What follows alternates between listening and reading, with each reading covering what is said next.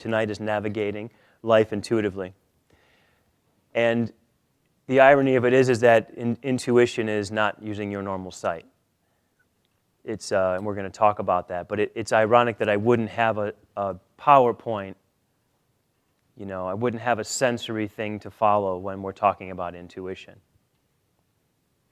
And when I talk about intuition, I'll use some similar sayings, some things you might have identified it with. But not only do I want to talk about what it means to live your life intuitively, but I want you to really know what it means to live your life intuitively. And what that really entails, and what it's going to bring, and what it's going to take.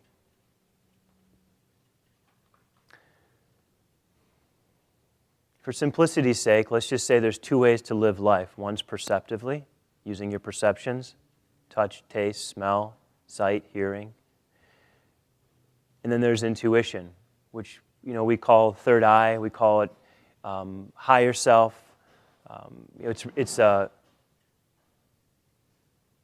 It's related to the pineal gland in many ways, but it's really best to not identify it with a specific organ or gland in the body because it's really beyond that.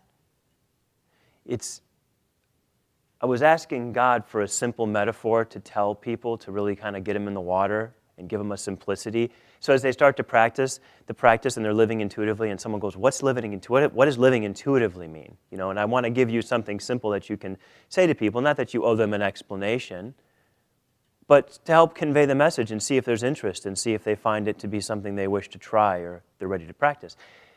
And God gave me an amazing one.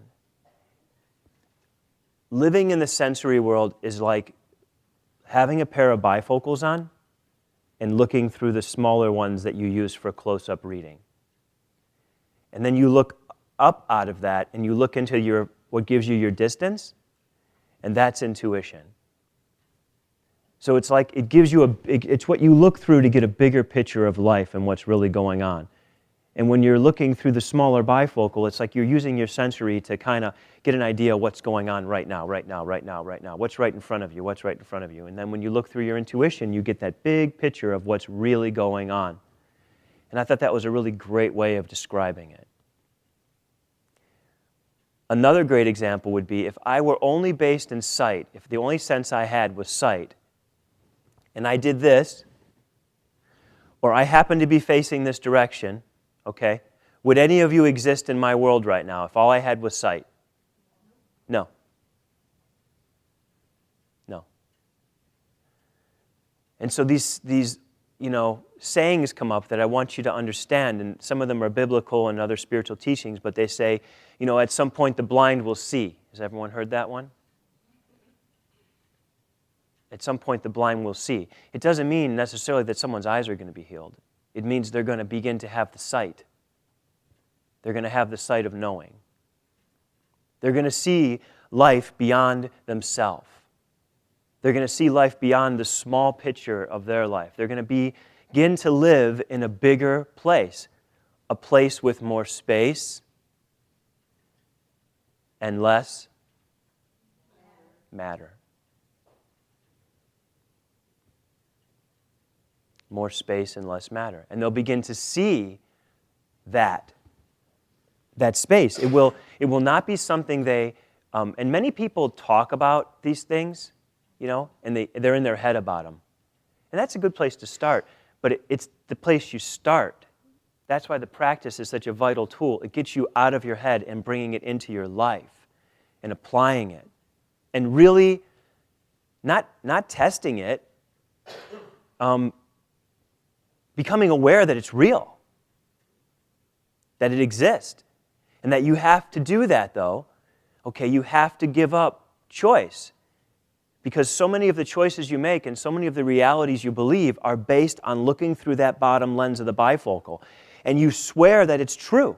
You swear that this is all there is, and you swear that life is just this, and God knows. When you come to it, you have to admit how many lifetimes, or if you're not in a space of awareness of that or your belief doesn't allow it, I respect that.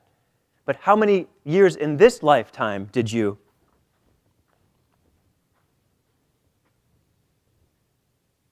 And the biggest moment that makes most people lift their head up from that space is the moment of their what?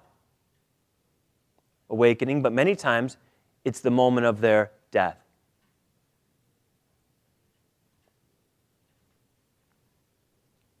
Because when you're doing this, you're in survival mode. So you're just trying to keep going and trying to keep going and trying to keep going and trying to keep going. And all of a sudden, when life says, okay, you're dying, then most people are forced to look up and go, death? What is that? How do I deal with that? How do I really get comfortable with that? How do I handle that? What is that about? And all of a sudden, they look to a bigger space for answers and assistance. And, well, there's got to be, well, all of a sudden, that's when they say, well, there's got to be more than this. Now that I'm faced with death, there has to be more than this, because this can't be what life's about. Okay? And that's a death. When you look up, that's when death happens. It happens all the time anyway in the moment of life, but keep in context the way I'm talking about it to help you get a grip on it. When you look up, that's when this or this or this dies, and your life is never the same again. And it begins to unravel. And it begins to slip away. And all of a sudden, the reality that you made decisions based on slips away. And the foundation of your life that you knew slips away. And the importance of things in your life, or the unimportance of things in your life, becomes completely different.